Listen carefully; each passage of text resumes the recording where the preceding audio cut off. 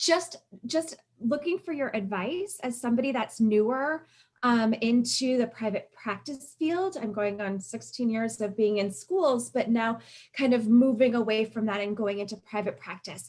Any recommendations or anything Yes. that you think I should do or we should do? So in maybe you should talk to someone, I included the scenes with my consultation group because I wanted people to know, and this speaks to your question about isolation too, that what we do can become very isolating because it's just us in a room.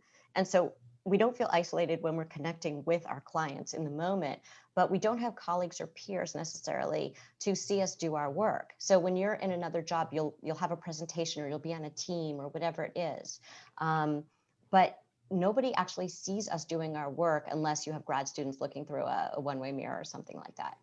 And so it's so great to have, I highly recommend it. I had this from the very beginning that everyone said to me, the one piece of advice I got that I pass on all the time is join a consultation group. You have that weekly group of colleagues where you bring your cases, they bring their cases, you learn so much from them. I learn every week from my consultation group. Every week I learn something new from hearing their cases that might have on the surface nothing to do with my cases, and then somebody will come into my office and I'll be like, wow, that case that they presented, that's really relevant here. And also just to get feedback. Sometimes we can't see something because we're so in it and we're so invested in a certain way, and they're seeing a more sort of dispassionate view of the case, right? And I say the case, it sounds a little bit distancing because we're dealing with real life human beings, but sometimes you see it that way because it's not your person that you're so attached to.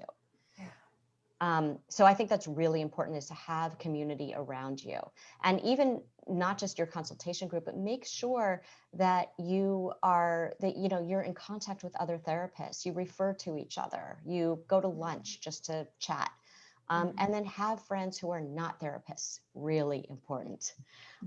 Make sure that you are just living your normal life and you're not talking about therapy all the time, because that can feel very insular and can really lead to burnout.